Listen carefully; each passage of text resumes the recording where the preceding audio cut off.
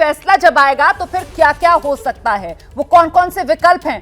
पहला विकल्प, अगर सदस्यता रद्द होती है तो फिर से महागठबंधन के नेता उनको चुन लिया जाएगा और फिर से वो सीएम पद की शपथ ले लेंगे। 6 महीने का वक्त होता है, दोबारा से वो चुनाव लड़कर विधायक बनकर अपनी कुर्सी मजबूत कर लेंगे, पक्की कर लेंगे। अब दूसरा विकल्प, चुनाव आयोग की तरफ से अगर चुनाव लड़ने पर ही रोक लगा दिया जाता है तो फिर पत्नी के नाम को आगे बढ़ाएंगे, पत्नी के नाम पर पार्टी में विरोध संभव है।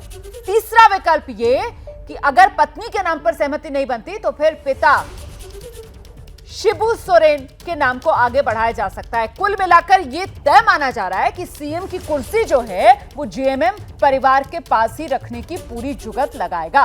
पत्नी नहीं तो पिता, यही होगा हेमंत सोरेन का प्लान बी और प्लान सी। फिलहाल सीधे आपको लेकर चलेंगे, मेरे साथ मेरे सहयोगी अंकित गुप्ता इस वक्त मौजूद है। अंकित गुप्ता से जानते हैं कि सुनवाई पूरी हो चुकी है, फैसले का इंतजार है, फैसला सुरक्षित रखा गया है, कब तक फैसला आने की संभावना अंकित?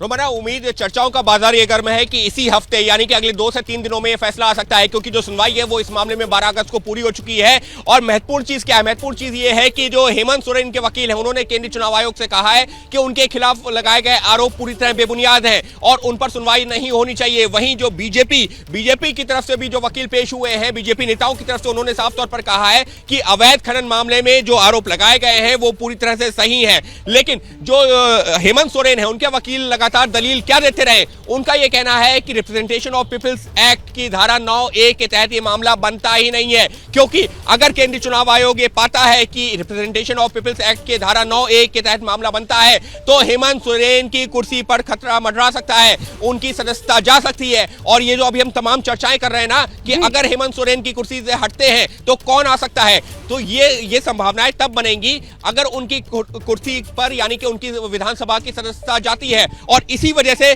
केंद्रीय चुनाव आयोग का जो अगले 2 से 4 दिनों में कभी भी फैसला सामने आएगा वो इतना महत्वपूर्ण माना जा रहा है।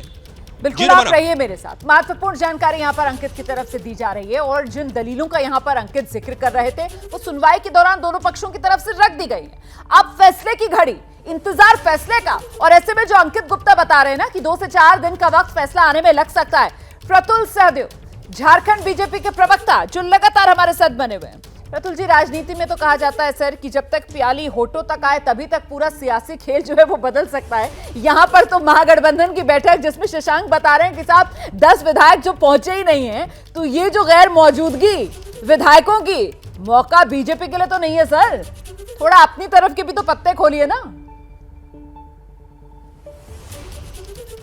देखिए, हमारी तरफ के पत्ते कुछ नहीं है। हम मानते हैं कि ओपन एंड शट केस है। जिस तरीके से मुख्यमंत्री ने माइनिंग मंत्री रहते हुए खुद माइनिंग लीज अलॉट किया था, ऐसा देश में कोई दूसरा उदाहरण नहीं।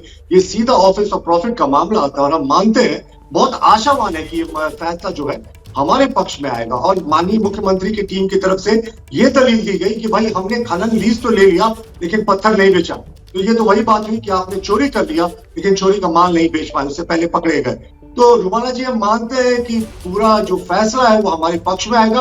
हम आशावान है, अंतिम फैसले का इंतजार है। लेकिन हम ये भी मानते हैं कि चौतरफा भ्रष्टाचार, आकंठ भ्रष्टाचार में डूबी हेमंत सरकार का जाना तय है और माननीय मुख्यमंत्री हेमंत सोरेन डायनेस्टी के बहादुर शाह जफर साबित होंगे। जैसे ही घड़ी का काटा दोपहर 2:30 पे आए, बबीता जी का दिल सास बहू साजिश के लिए मचल जाए। और ये है इनकी बहू, पूरे दिन ऑफिस की टेंशन हो जाए गॉन जब ये करें अपना फेवरेट शो फ्री टाइम पे ऑन। इनकी तरह आप भी देखिए अपना फेवरेट शो अपने टाइम पर और डाउनलोड कीजिए एबीपी लाइव ऐप अपने स्मार्ट टीवी पर।